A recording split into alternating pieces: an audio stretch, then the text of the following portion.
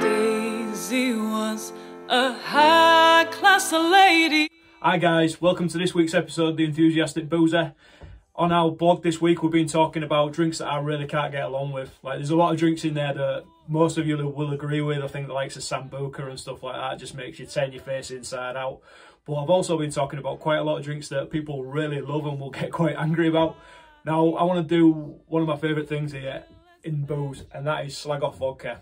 Like, I understand it when you're 16, 17 year old, vodka is tasteless, it adds a bit, it gets you feeling good and that kind of thing, but when you're a grown up, please try drinking something else. Like, I'm of the opinion that no alcoholic beverage can't be improved by changing the vodka out and putting something else in.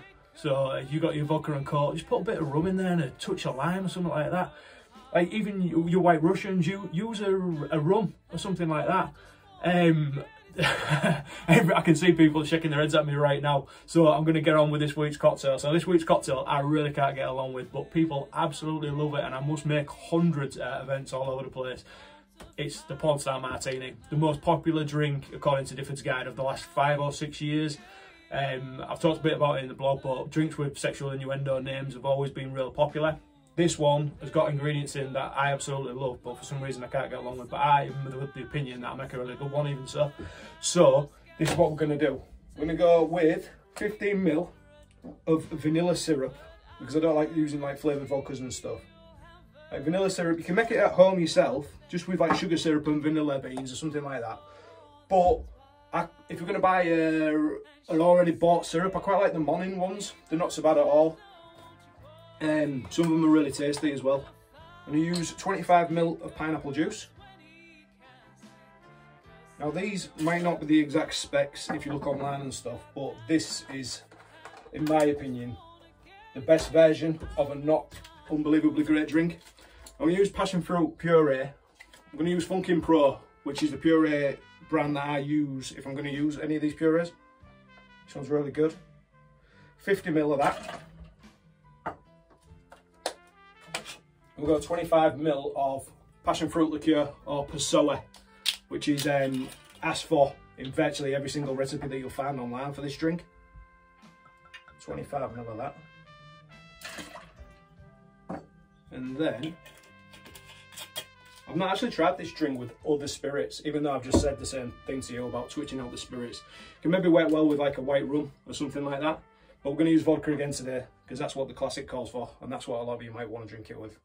So I'm going to go 50ml of that.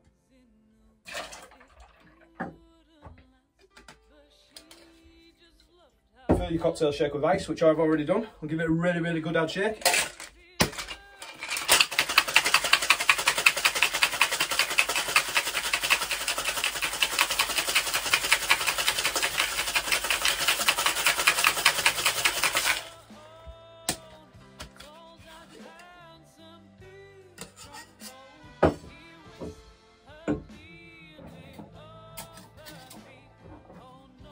I'm going to double strain it into a coupe glass.